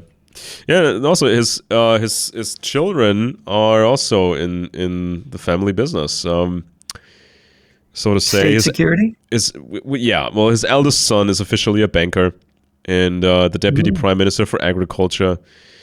The younger son Andrei graduated in 2003 from the FSB Spy Academy, so no surprises there. And of course, interesting about him is the father, the old man. Interesting is that he would adopt this Orthodox charade, which is also controlled by the KGB. They also control religion over there, and not just the Orthodox Church. Because as much as the Russians claim that virtually anybody is a member over there of the Orthodox Church, most people are just listed as members. A lot of Russians are into old pagan stuff, from the old Russia, the old times, practiced in the woods and witch healing and all that weirdness. So there's spying and everything. So when he became the director of the FSB, he was instrumental in supporting the renovation and reconsecration of Sophia, the Wisdom of God Orthodox Church, which is next to the FSB Lubyanka headquarters. And they create this impression that these spies, before they go on missions, they go to this church and they pray and they get the blessing to do the FSB's work. I mean, so they can recruit good Christian Orthodox people overseas who need to work for the motherland. Maybe some FSB foot soldiers, maybe they fall for it. Maybe they actually, could be brainwashed into believing that. No, I don't think so. I think they know exactly what it is. They can read through that. So is that pretty much it for Patrushev? Are you gonna there's a little bit his role in the Ryazan bombing, where they got caught? This is before the Moscow apartment bombings that started the Second Chechen War, where they blamed the Chechens for blowing up buildings that the FSB was actually blowing up and killing Russians as a false flag. Patrushev played a role in that, you might mention. Yeah, and also there's a thing here. It says Karelia was the region where Yuri Andropov, Yuri Andropov, later the all-powerful chair of the KGB, and then the successor to Leonid Brezhnev as a Soviet leader, began his political career in the 1930s. The Karelian KGB nurtured an almost cultish allegiance to Andropov for decades. While in Karelia, Patrushev appears to have imbibed many elements of the Andropov myth, it seems as if he had a conversion moment and began seeing himself as another Andropov. So what were they really doing in Karelia? How crazy did it get? How weird and strange and cult-like did it get in Karelia? What were they doing? We don't know. The KGB... I can tell you one thing. The KGB in Karelia was doing experiments in pedophilia and creating pedophile networks. Yeah, and they also have a source on that. Yeah, and parts of the KGB were very occultist too. It's like this myth that occultism was just banned in Soviet times for the most part. It was guys running around like Alexander Dugin when he was younger, always clashing with the authorities, as we're told. But the KGB the occult has always been very important for espionage operations because, as you've pointed out, it is homosexuals, Jews, and occultists that are favored as spies. And secret societies, occult groups. Look at Aleister Crowley, who was allegedly worked as a spy. You've got this you've got people who are kind of outside society. They're outside normal society. They're secretive. So they're automatically ideal for this role. They've kind of adopted it already. They're already halfway there. So I just thought I'd mention this is the classic group from one Yeah, of the groups to recruit from. it Yeah. seems a bit like a KGB within a KGB if you think about it. When Andropov was the guy, and he was adored, not just by he was adored not just by Patrushev, but also adored by Vladimir Putin. So and there was like this chain of command when Andropov would recruit these specific KGB people to become the next generation, or to have these more important posts and play these Andropov was roles. very important in his year. I think he was head of the KGB from like 1967 till he became the general secretary of the Communist Party on Brezhnev's death. But Andropov really organized a lot. He organized, it wasn't only Chechnya that they organized before the fall of the Soviet Union, I believe, but he had Georgia, Edward Shevardnadze. He had a close relation with Shevardnadze.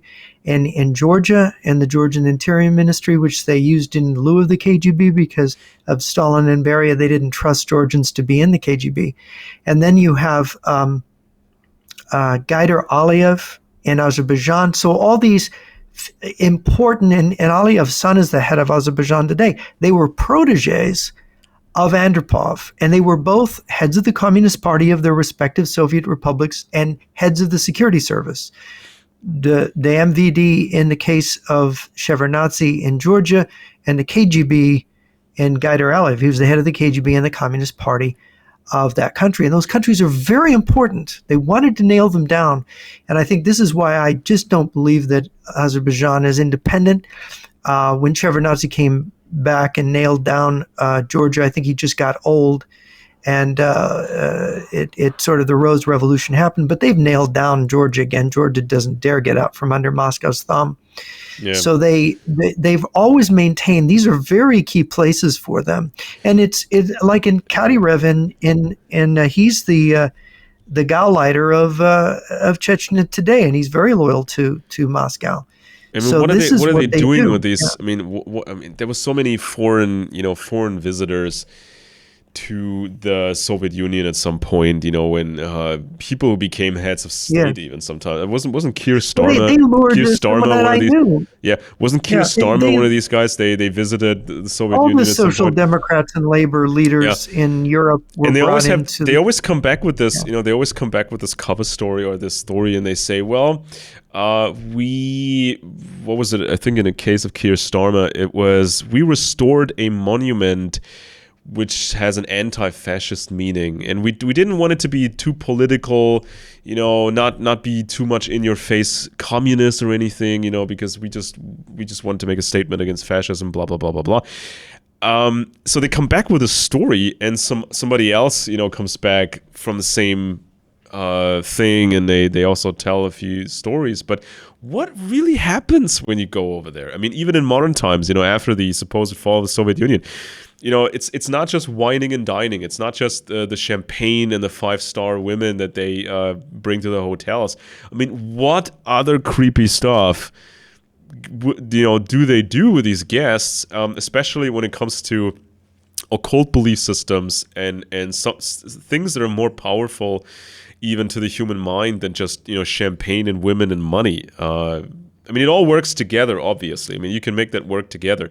I think it's something that is sanitized from public literature on how intelligence services recruit people, especially when it comes to the Soviets, because they always tell us, the motivations to become a traitor is money and ego and sometimes ideology or seeking revenge on somebody or whatever. But if you can bring all these different motivating factors under one roof, let's say a religious occult roof, and that makes it work so much better, because then everything sort of powers the other thing. Every element is holding up the other element, and it becomes like this whole thing, bigger than just worldly things, the hotel rooms and the women and the champagne, or the secret bank accounts that you have, and suddenly you can buy a cooler house and buy a cooler car.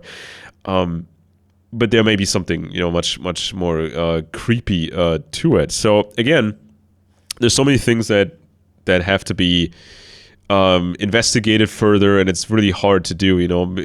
How much of international occultism is controlled by the KGB, because they had all the means. They had all the. Well, they captured the Nazi occult archive in Vienna at the end of the war. Yeah, and it's not like in the West. The archive, it's probably the most comprehensive archive on occult organizations and groups, especially in Europe, ever put together. And they captured it, and they captured the, Julius Evola, the Italian, who was involved in helping put that archive together, and other of Himmler's top occultists, including this head of his coven of witches who talked to somebody from another planet. They channeled someone from another planet. I forget the name of the planet, but to try to get technology from aliens by channeling. It's just so different when in the West, when in the year 2000 roundabout, Alex Jones snuck into the Bohemian Grove, with a hidden camera. Oh, yeah. He walked through the forest and John Ronson wrote about that in Adventures with Extremists. And then he was at this parking space, this parking lot, and he had this fake identity prepared. He was one of the Texan guys because of his accent, and he knew a few bits and pieces, so he could pretend to be a regular guest. And so he spent a few hours in the Grove, and then it became a bit too dangerous because he wasn't really interacting with anybody. He was just walking around. But still, it couldn't. I don't think he was ever in any danger. You can't do the same thing. And Ronson didn't think so either. He said, what Jones was like bungling around trying to get in by finding a way through the woods. And he got lost at one point, and then Watson said, "Just walk through the front gate and pretend you belong. The guards will wait through." You can do that in the West. They walked right past the guards at the front gate. I mean, you can do that in the West, and you can film this ritual where they.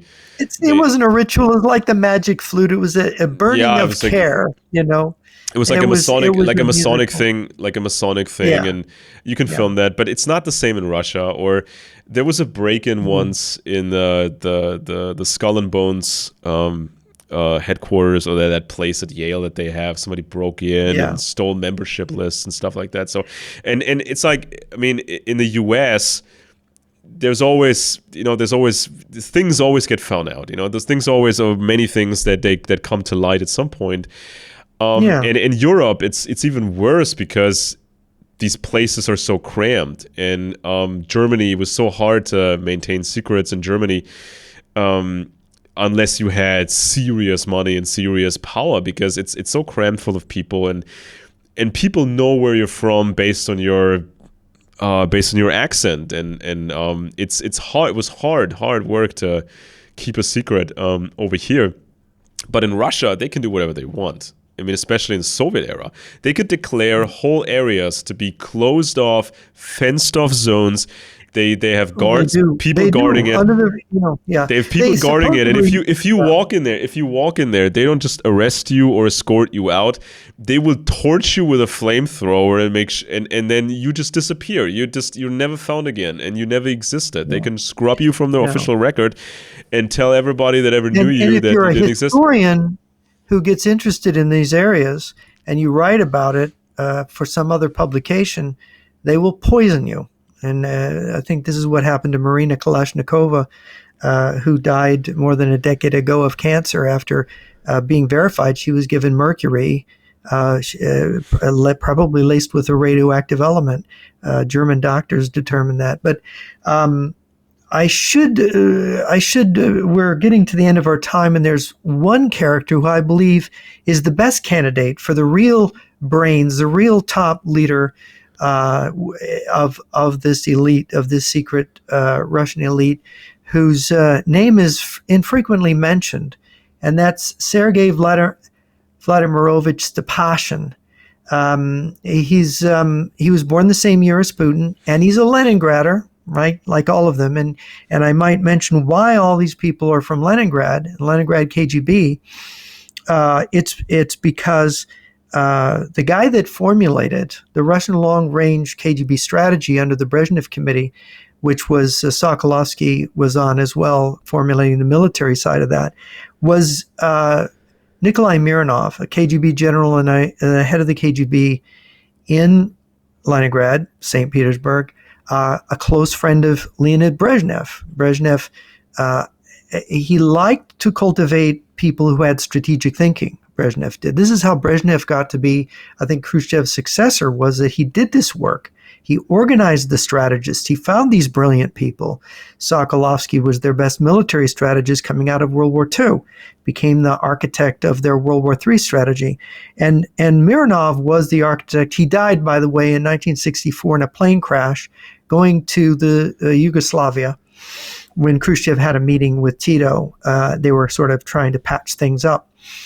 And but Stepashin comes out of this milieu. And why is he more important? Well, he was appointed as Federal Security Minister for Counterintelligence by Boris Yeltsin in 1994. And then he was head of the FSK, which is what the FSB was called in the mid-90s, from 94 to 95 for about 2 years. So he was the head of the Russian secret police. He was supposedly fired for the start of the first Chechen War for his responsibility. Well, how the first Chechen War ended, not the start of it. You remember there was a hospital hostage crisis where the Chechens took a hospital hostage and then they forced Russia to come to peace with Chechnya. I think there is some kind of fabrication here. I don't believe the narrative of the Chechen War is straightforward, because then we see Stepashin popping up as prime minister in 99. He followed Yevgeny Primakov, who created what now we know as the BRICS alliance. When he envisioned it when he went to New Delhi, and I think it was 98, and talked about this alliance between India, China, and the United States. And of course, Brazil was not United States, sorry, India, China, Russia, and Brazil. BRICS. That's where BRIC was originally. Then they added South Africa. So anyway, Primakov was prime minister then.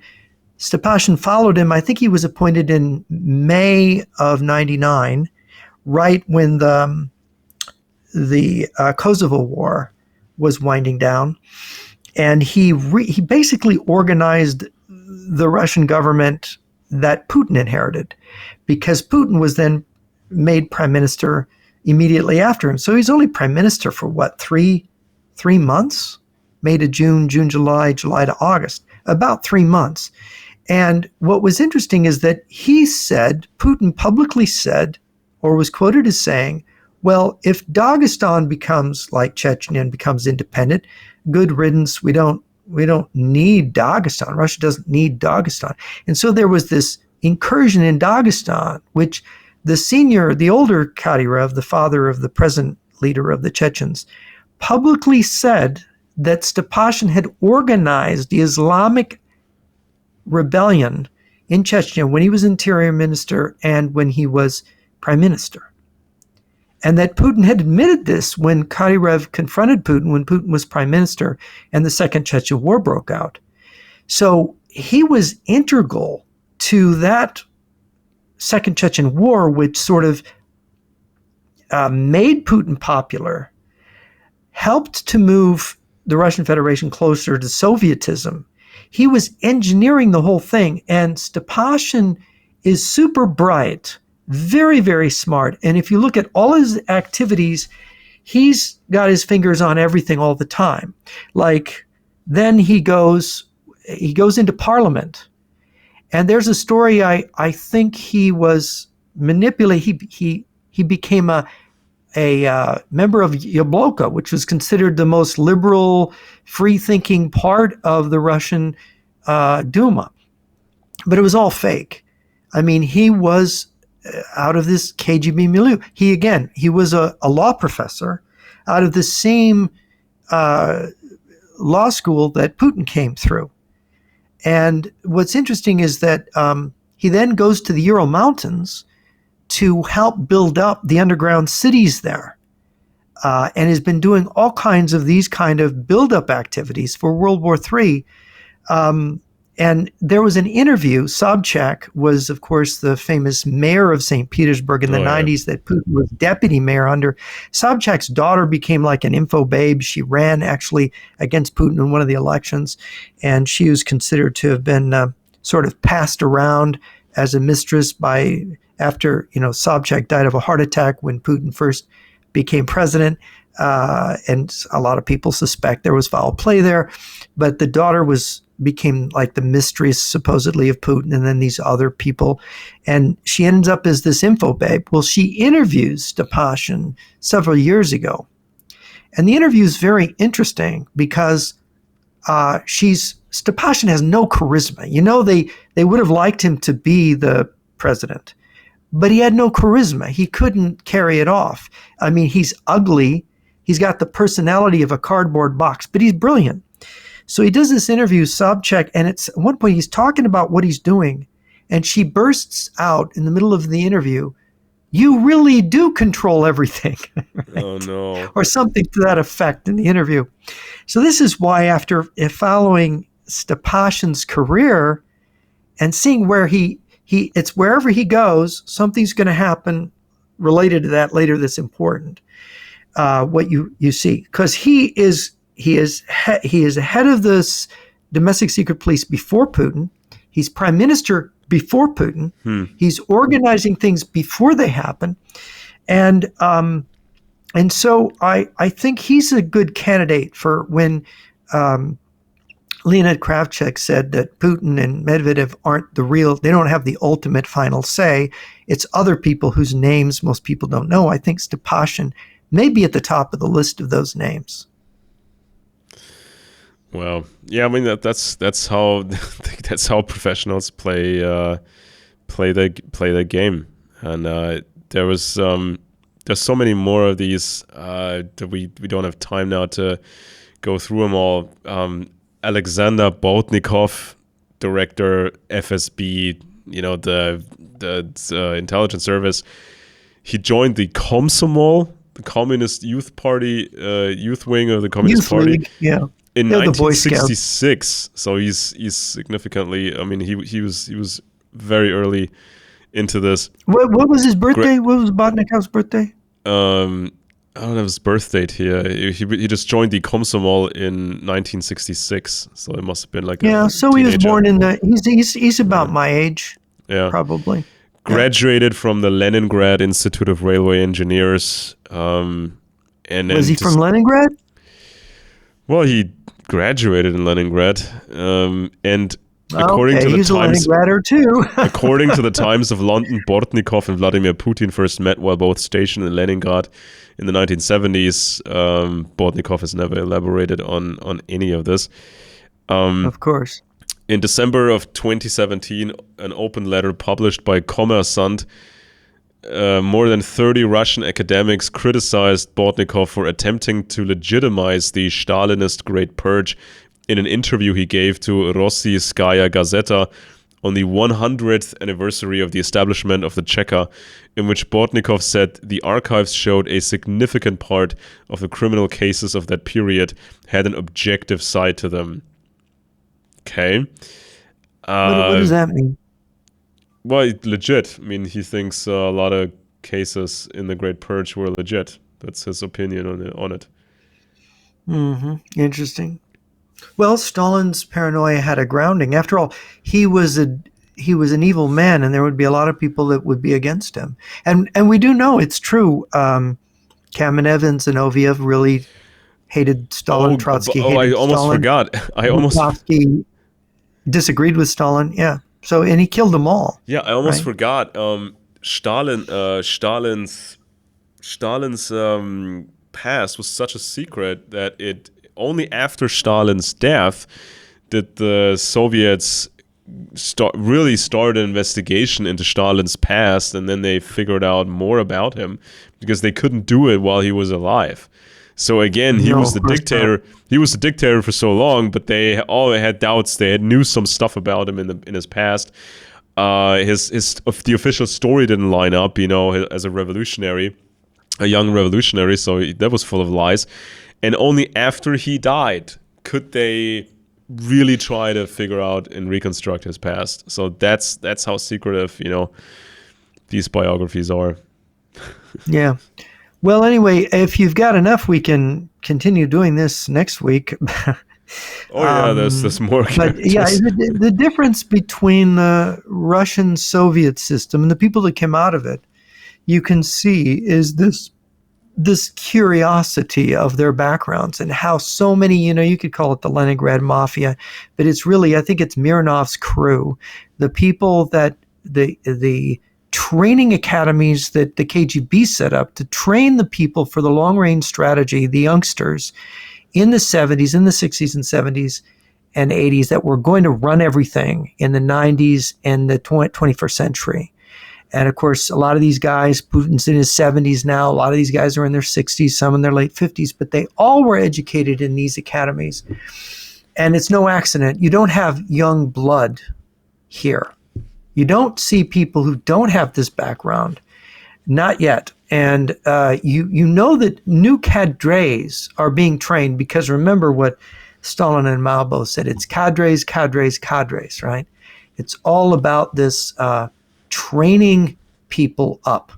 And I think it's been difficult for them to reach the younger generation. But I remember I had this conversation with a former KGB officer, or a disgruntled KGB officer, and I asked him about this young generation. He said, look, they understand if they're ambitious and they want a good life, where they have to go. They figured it out, the smart ones.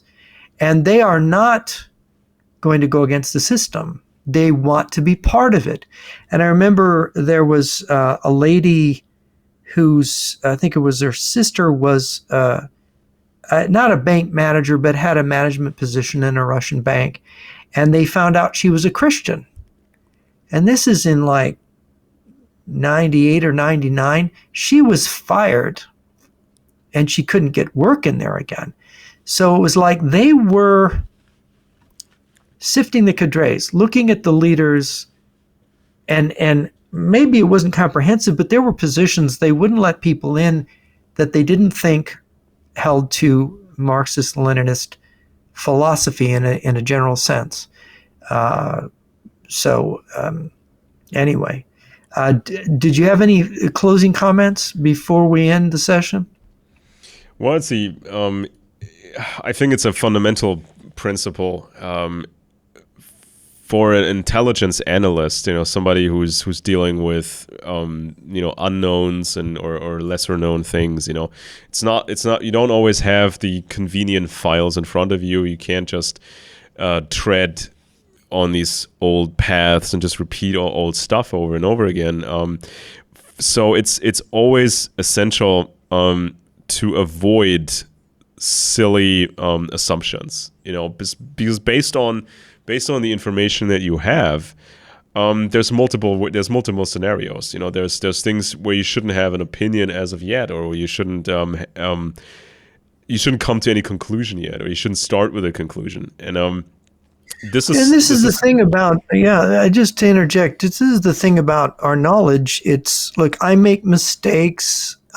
You're fishing around in the dark. You're trying to understand it, and everybody's going to make mistakes. I think that some scholars that know a lot more than I do made fundamental mistakes, like not looking at the defector literature.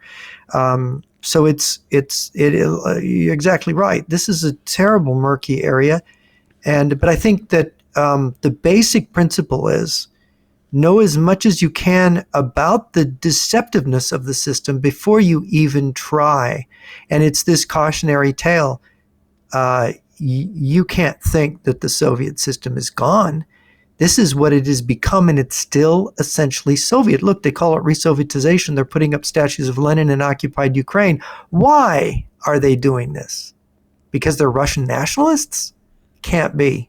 Yeah. And it's like you can sell the dumbest idea. I mean, the most illogical idea ever. You just have to find the right ways and to do it and the resources to do it. And it's eventually people are going to end up in a place of mind which we have seen so many times, where they say, "Well, Russia can't be that bad because so many people can't be wrong." You know what I mean? Oh Because yeah. it's inconceivable to them that so many people, even popular influencers and popular people and people with certain status and the masses of followers, they think those guys can all be wrong, and that wrong, so fundamentally wrong. That's not conceivable, right? And this is kind of It's not how the big conceivable, yeah. the really big mistakes happen. The real big errors in judgment Yeah, happen. look, the history of the Soviet Union and the West's interpretation in its official information channels, like the New York Times, the paper of record. The New York Times basically said the Ukraine famine never happened. Russians were maybe didn't have enough food all the time, but nobody was starving to death, right? When 7 to 11 million Ukrainians were starving to death. They got it wrong. Stalin was our Uncle Joe, and they papered over everything when he was our ally in World War II. There's been so many false narratives, and then the false narrative against the great anti-communist Senator Joe McCarthy. And I recommend this book to everyone. This is blacklisted by history. Let me make sure I get this right. This is by M. Stanton Evans. This is a fantastic book, and what it shows is that McCarthy was done an injustice.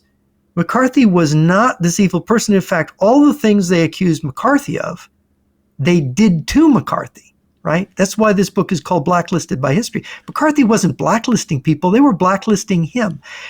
Stalin ordered the Communist Party to mobilize against McCarthy, I think in 1950, according to Louis Boudin's, who had knowledge from within the Communist Party because he was a leader in the Communist Party USA, and knew how this worked.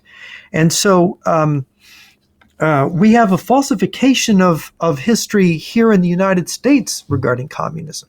You got people, Alger Hiss was caught red-handed basically by Whittaker Chambers' testimony. He went to jail for lying, for perjury. He was a spy for Stalin, Alger Hiss was. But there were people in the United States who believed he was innocent, well, clear up to today, although fewer and fewer did. And when the Soviet Union collapsed, they claimed they looked at their files and Alger Hiss was never one of theirs. Well, we know from the Venona decrypts that he was, because we had decrypted Russian cipher traffic, and there was his code name. We could identify who he was. Same thing with many of the spies in the Roosevelt administration. There were, in 1943, I think there was over, was it 200 and, no, I think it was 320 something Soviet agents in the Roosevelt White House. Now, the White House has, I don't know how many during the war, how many thousands of employees, spilling over into other buildings, but it's a significant number influencing policy. And of course, in this book and another book that he co-authored on Stalin's secret agents, you go into who a lot of these people were, identified by defectors from the American Communist movement, like Elizabeth Bentley and Whittaker Chambers and Louis Boudin's, and the lady who was a lawyer. I can't remember her name now, but yeah, it's really quite a history, and it's a huge amount to learn just about that. And so the secretiveness of the communists, and that it is a conspiratorial communist party as founded by Lenin, means that it's very hard to look behind the curtain in Moscow and with these people. And so with that, I think I'm going to close the session. I'm Jeff Nyquist. This has been Friends and Enemies. We're studying our enemy, the Russians, the communists, Russians, not all Russians. And I am in America. My co-host, Alex Benesch, is in Germany. And we hope you will join us next week for another edition of Friends and Enemies.